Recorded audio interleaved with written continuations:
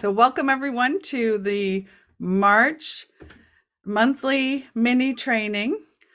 And we're talking this month about lesson planning because on Sunday we start the Themes and Dreams Kids Yoga Teacher Training. So I have to have the manual here. In the Themes and Dreams training, we spend a lot of time on lesson planning. It includes lesson plans, and you are also making up your own lesson plan. So I thought I also saw got an interesting question about lesson plans, about do you memorize your lesson plan or do you bring in notes? So I thought I would answer that today as well. So we're going to be talking about lesson planning, and we've got a lot to cover. So I thought let's just jump in. And if you want to add anything, feel free to leave a comment in the chat section, or you can also unmute yourself if at certain times you can unmute yourself and just add in.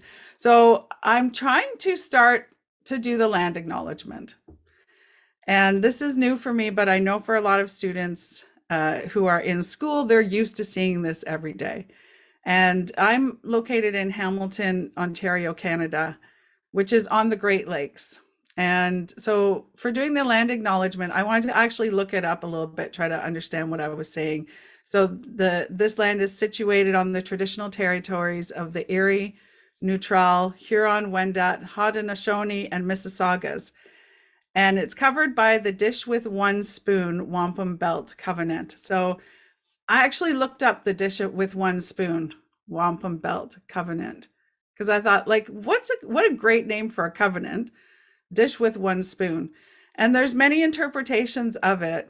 And that's why I put this picture of the Great Lakes. So here's where I am right near the GTA. And one interpretation is that the Great Lakes were seen as these bowls of goodness. And the idea was that the dish with one spoon was that, just think if you were eating with your family and there was one dish and only one spoon. So you all need to be conscious of the other people that you're sharing the dish with if there's only one spoon. And that was the intent of this agreement, was that everyone would care for the land just the same way you would care for one bowl with your covenant. I thought that might become one of my lesson plans one day. So how beautiful is that? I'd like to just acknowledge that this land was covered by this beautiful intention and be appreciative of all we can learn from this culture on the lands that we're on. And here's what we're going to do today. So we're going to get through a part about lesson plans, and I'm just sharing one of the most useful things that I do when planning a series of kids yoga classes. So that's the caveat here. The way I would teach a one-time class is different than the way I would teach a series of classes. And let me just pin my video here. Okay. So this is for a series of classes. And then the question that someone sent in, do you memorize your class plan or do you bring in notes to refer to it? So I thought we'll go over that as well. So let's get started. Here's the rest of it. Let's see if we can get to all the rest of it. But, oh, right. I'm trying to add this. Why learn from me? Who the heck am I? I started doing yoga, it's almost embarrassingly long ago now, because a lot of people weren't born. A long time ago, and I guess you could just say I'm really into yoga. I remember friends saying to me wow, you're really into yoga. I had a guru for 10 years from Bengal, a Bengali guru in Toronto. I lived in an ashram for 6 years. I've been teaching yoga full time since 2000. And I'm really into the yoga side of things. And so I think that's something I can bring. I'm constantly trying to learn more about the child development side. I read a lot of books and stuff, but my true passion is really studying the yoga side of yoga. So I think that's what makes my training maybe a little different, is that it really does incorporate a lot of yoga philosophy in it. And there's a few graduates here who can probably, I don't know, attest to that.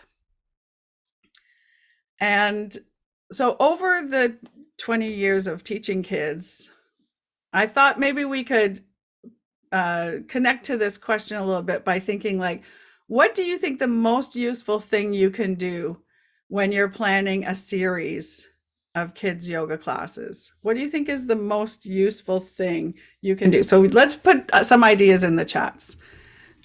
What's the most useful thing if you're planning a series? Because my hope is that people will be going back to teaching in person soon. Okay, let's see. Oh, I have to find my.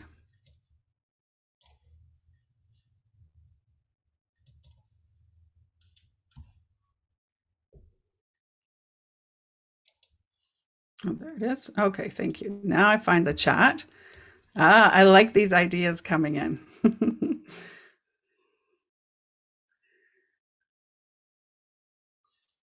So I'm seeing. Okay, here we go. Map out everything you want to accomplish by the end and work backwards. Well, that could probably be that answer too. I like that answer.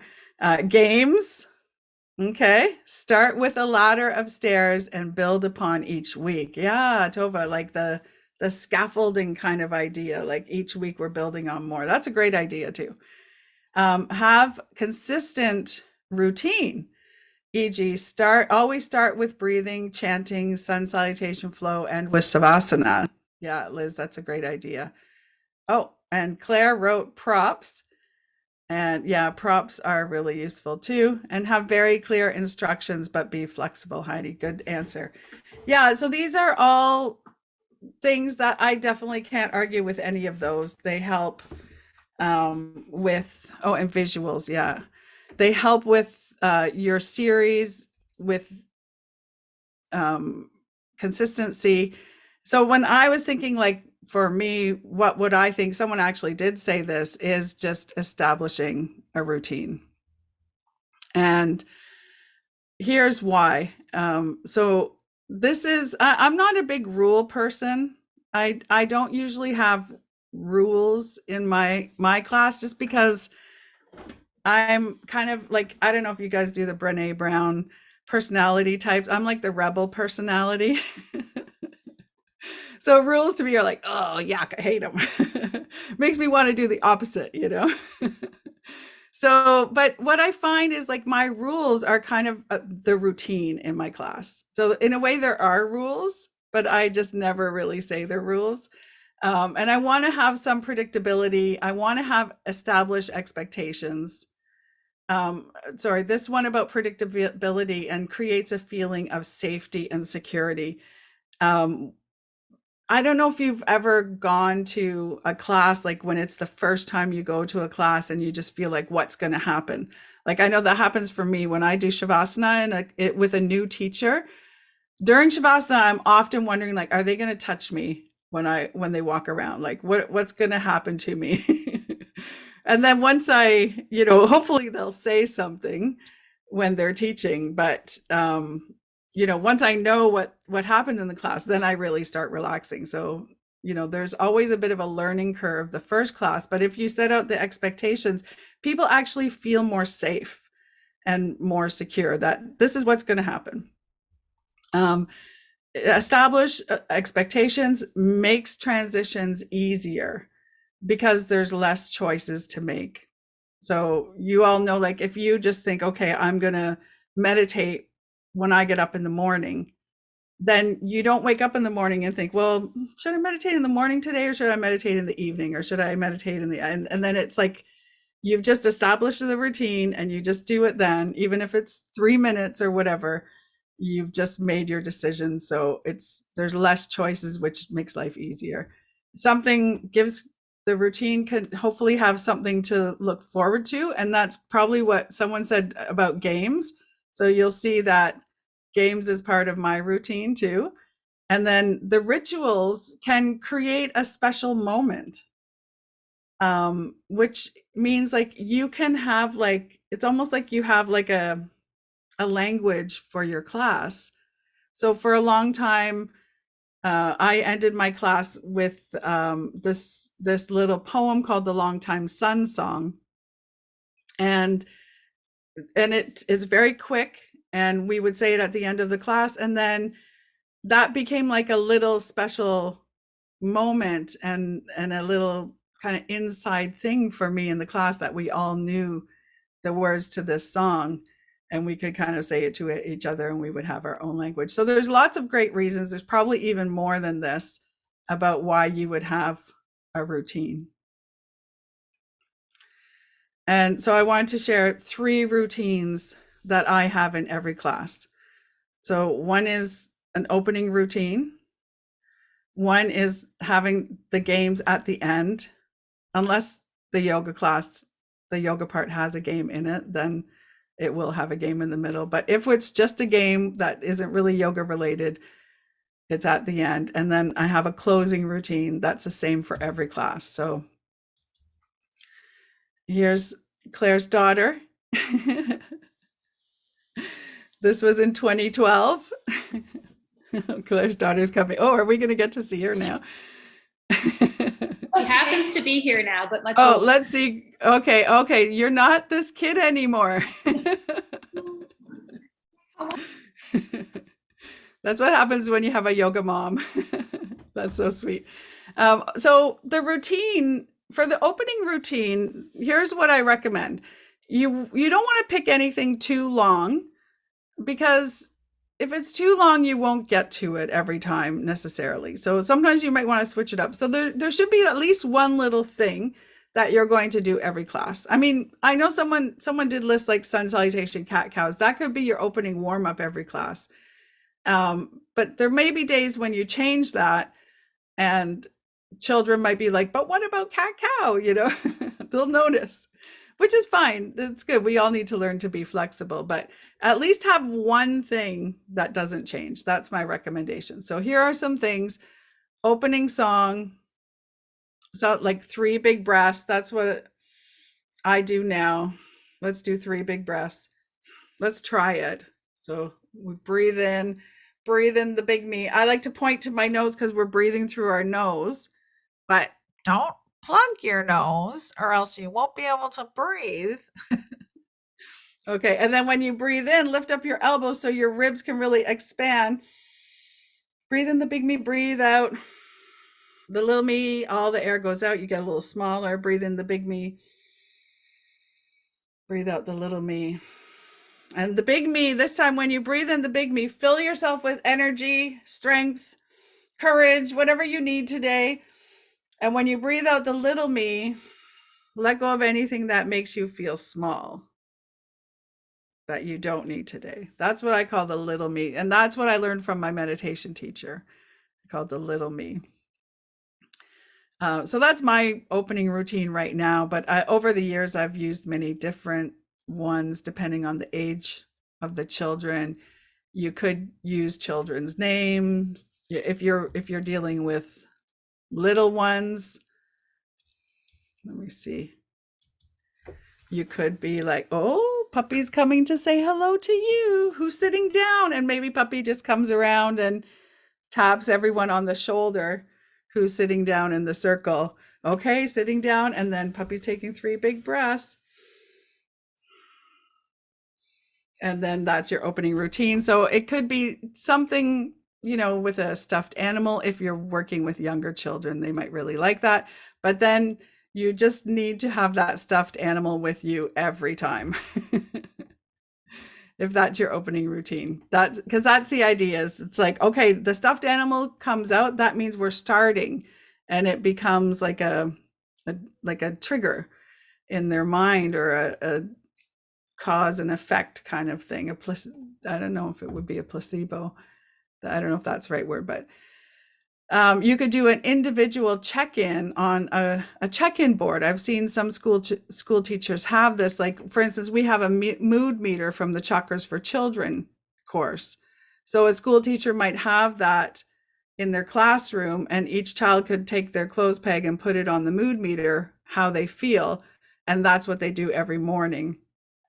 It could be very short group check-in, like a weather report. How's the weather today? Are you feeling sunny, cloudy, rainy? Even this for me is verging on a little bit too long, because unless you have a small class of like 5 children or so, if you have 20 children, that would probably be too long for an opening routine. Okay. And then let's talk about games. So when I taught my class, we would play a game, like if it was just like a pure kind of game, like the musical mats game, where nobody gets out in this game of musical mats. Instead of you take a mat away, and all the children have to fit on the remaining mats. So it's really, really fun. Is it yoga? It's kind of playful yoga, it's mindful, but there's no poses involved in it. So something like that I would do at the end. And what that does is it helps to manage the time of your class. So I taught an after school class at a community center for a lot of years, probably like 10 years or so.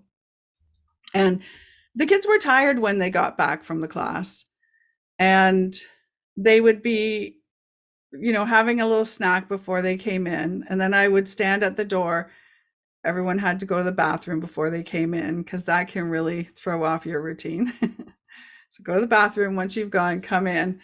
And then the kids, they would have ideas throughout the class. They would, oh, you know what we could do? We could do this, or we learned a new game, or we, blah, blah, blah, especially once they get to know you and they're not so shy anymore. And so I would say, well, we have this game plan for the end of the class. Do you think we should stop that plan and go to the new plan, or do you still want to play the game at the end of the class? And obviously I would be picking games that they really liked.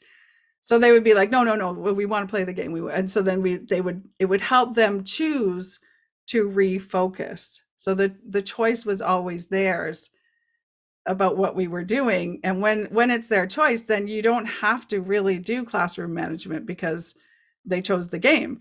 If they all said, no, this game is better, wait till you try it, I'd be like, oh yeah, I'm going to learn a new game. So I don't care what game they play at the end, but I would still say, okay, you know what? That's a great game for the end. Let's get through our class and we'll play the new game at the end. Right. So it really helps with to set up that expectation, especially with school age children. And it helps you manage your time when the kids come up with all the ideas. And then it gives the kids something to look forward to. And in I should have brought it over, but in one of the modules, there's actually a book that the kids made that is all the games. Like, they drew pictures of the games, and we created our own yoga game book just with duotang and sheep protectors. And I still have that to that day. And a lot of these games became part of my manuals. So the game at the end is really fun. It gives the kids something to look forward to, and it also helps you manage the time. So I hope that makes sense. If anything's not making sense, do leave a question in the chat. And I'm going to give you this PDF so you don't have to write everything down, but I know it's nice to write things down too. It helps you remember. Okay, so enough of me talking. Closing routine. Do it every class, so make sure it's not too long in case you're running short of time. And now let's see. Let's hear some of your ideas of what could be a closing routine. And for any of you who have established opening and closing routines, I'd love to hear what you say. So does anyone want to unmute, or if you'd rather, you could write in the chat. Okay. Oh, Marjorie, did I see your hand? Oh. I wrote Okay, down. Diane. Diane is saying the Longtime Sun song. Yeah, the Longtime Sun song is just from my own personal experience, a song I did. So that song was great because I could do the Longtime Sun song slowly or I could do it fast. And sometimes when I was running out of time, I would be, especially with, the half hour classes, they go by very quickly. I'd be like, oh my gosh, I have like 30 seconds before I have to be in the next room. Okay, everyone, sit down, quick, sit down. Okay, big breath in. We're gonna have to do this super fast. Ready? May the long time sun shine upon you. All love surround you. Pure light within you. Guide your way on. Guide your way on. Guide your way on. And then we thank you. And of course, they loved it. From once you do that, they want you to run out of time so that they can do it fast. Okay, I'm looking at some suggestions. Okay, great suggestions here. Longtime sun. In the last 10 minutes, I may read a book. If to preschoolers, then Shavasana with guided meditation. That's really great. Again, it's like 10 minutes for a closing transition is great if you have an hour class or something that you could probably commit to that. If you have a half hour class, you might not want to commit 10 hours of that class every class. So, I love the book idea. I would read a lot of books in the classes. But for the Shavasana could be something you could probably commit to every class. And then the idea is like, no matter what, this is going to happen to end the class. Right. So, and then affirmations. Ooh, I like that. Marjorie, do you have an example of an affirmation? Like, I am brave. I am happy. Nice. And then everyone could repeat it together. And then it's always fun. You could do, okay, everyone say their affirmation at the same time. And then it just sounds like you're in a shopping mall or something. Yeah. Kindness Mantra by Kira Willie. But we say it while breathing.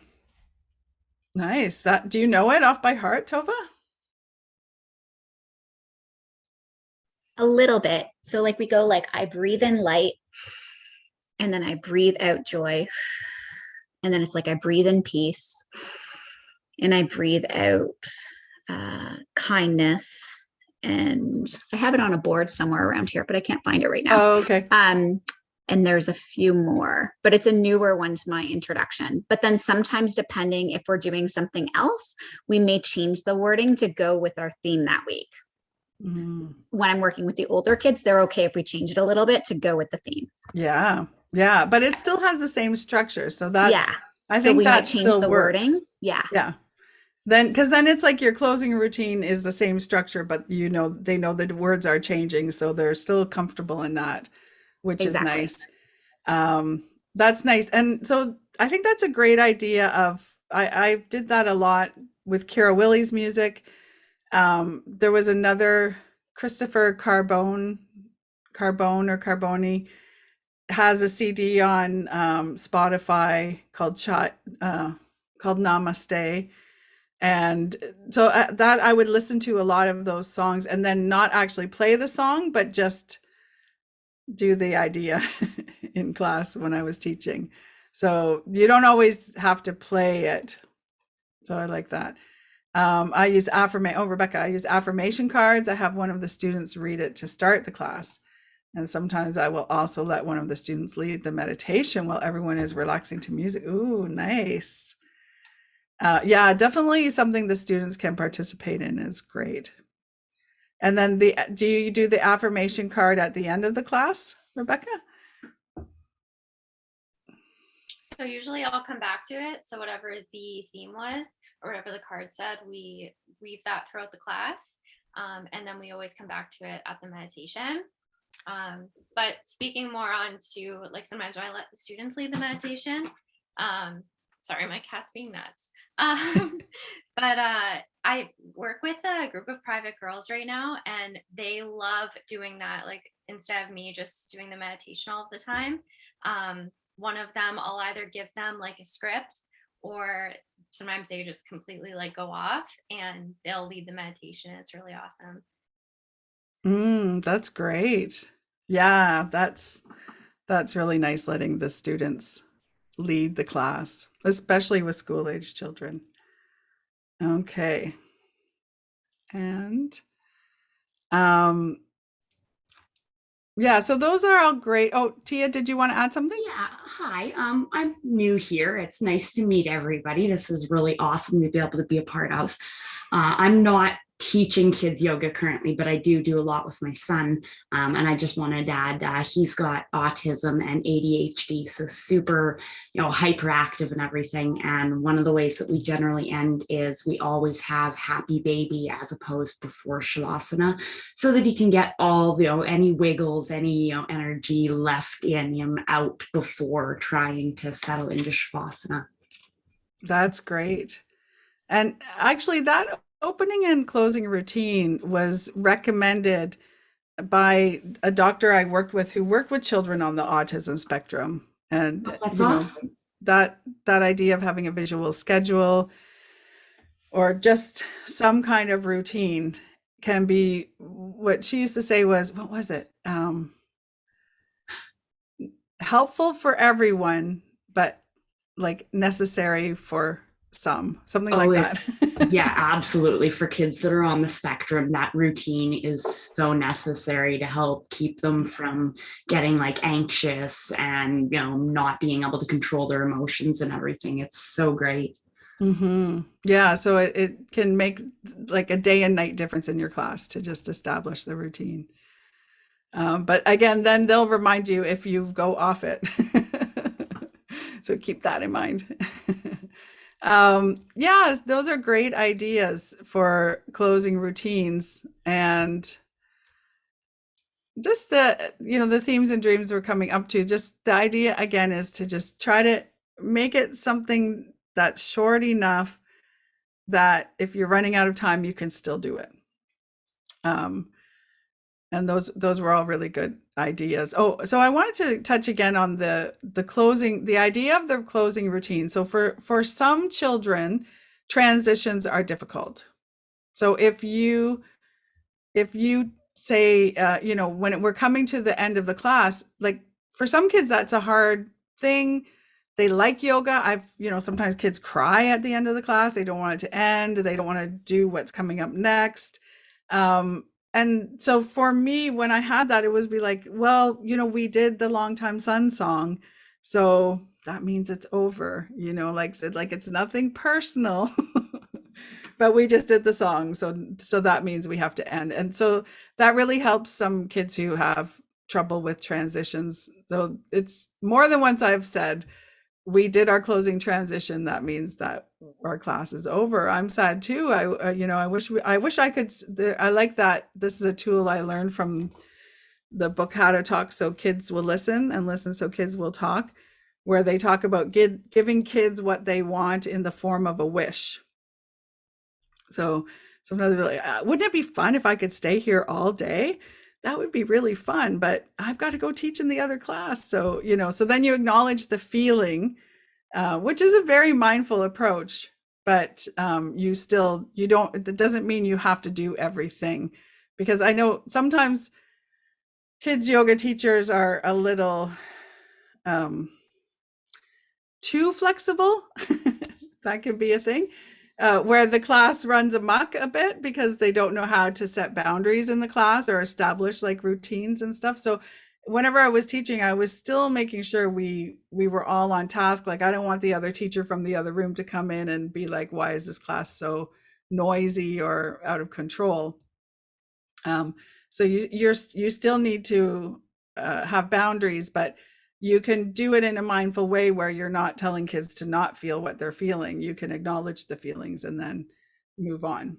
So that's what the closing routine helps. It's like, oh, that would be great if we could keep going, but we did the Long Time Sun song and I've got to be in the other room. So off I go. Okay. So closing routine. Okay. And then what I want to do is look at this question, which I thought was a really good question.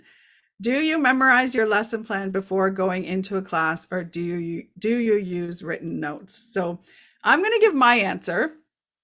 And then what we're going to do is we're actually going to go into breakout rooms so that you can talk to one or two other teachers and you can talk about how you use lesson plans. So you can talk about whether you memorize them. You can talk about whether you even use a lesson plan or not.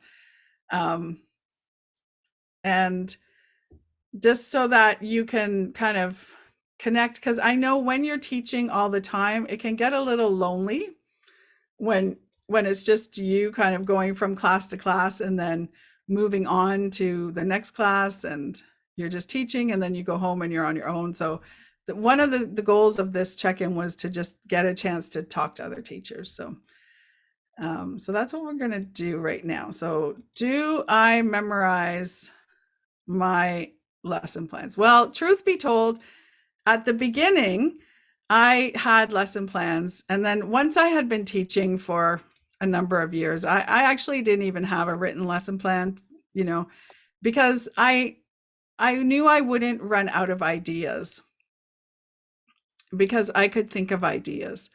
But I do highly recommend that people have lesson plans. So some of you have seen this in the training. This is my very first book I used to write down every single lesson plan. And again, this became my first training. It goes back to 2002. And I would write down every single lesson plan and I would keep track of them, because after a while you don't have to reinvent the wheel all the time. And I actually would bring in lesson plans into my classes. So let me move this over. So here's a picture from one of our teacher trainings. So not only is this a student teacher, not only do we have our whole lesson plan up on the wall for everyone to see, all the teachers and the students, but she's also referring to her notes. And I think that's great. I think, like, some kids, they want to know that there's a plan. I would often bring in sometimes my adult yoga books and say, oh, these are the poses we're doing. And I just show the picture of the poses, especially if you're teaching 5 classes a day, you get a little tired demonstrating on your own all the time. And then sometimes we would do things where we would tick off all the things as we accomplished the lesson plan. So for me, I think it's not a problem to show your lesson plan and to bring in notes to a class. And in fact, I think it could be helpful for a lot of students, because when they see what's happening, then they know the expectations that are happening in the class. And then in terms of memorizing it, I never memorized it either. So then after a while, when I said I didn't write my lesson plan, this is what my lesson plan would look like. I would be like, okay, I would take out some yoga cards and I'd put the yoga cards down, and then I'd take out the stuffed animal, and then we have a relax yoga card. So then I would have like the relax yoga card. And my lesson plan was just like visuals laid out in front of me of what we were doing. So the person who ever mentioned props, yeah, I would have props in every class. And these visuals became my lesson plan. That was just like, it wasn't written. It was just in like, oh, now we're doing yoga cards. Then we're doing something with the stuffed animal. And then we're doing the relax pose. So that became my lesson plan after a while. Does that make sense? Okay. Okay. So does anyone, before we go into the breakout rooms, actually, let's do questions after the breakout room. So let's go into the breakout rooms and meet another teacher or two. And you can talk about, do you use lesson plans for your kids' yoga sessions? They don't have to be classes. They could be with your own kids. And you can talk about what they look like. We're going to have about 10 minutes. Okay, so I'm going to do groups of 2 or 3. And let's see. If anyone doesn't want to be in a group, just send me a little chat message. And let's see. Okay, create rooms. Okay, I'm going to open the rooms now. And you have a chance to join a room and you can chat with other teachers about, do you use lesson plans?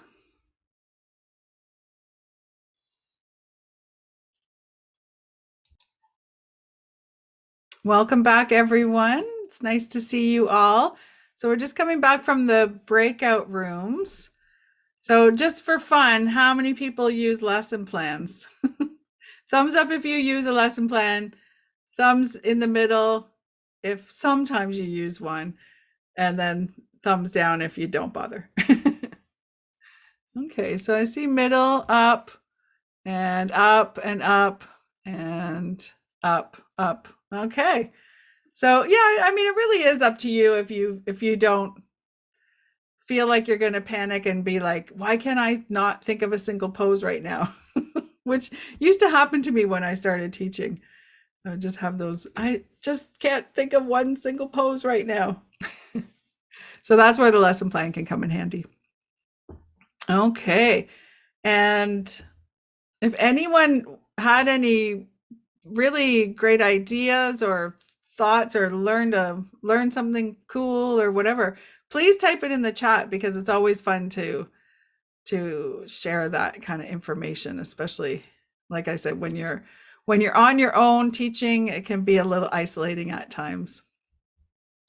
Okay, so we're coming into our last 6 minutes of the check-in.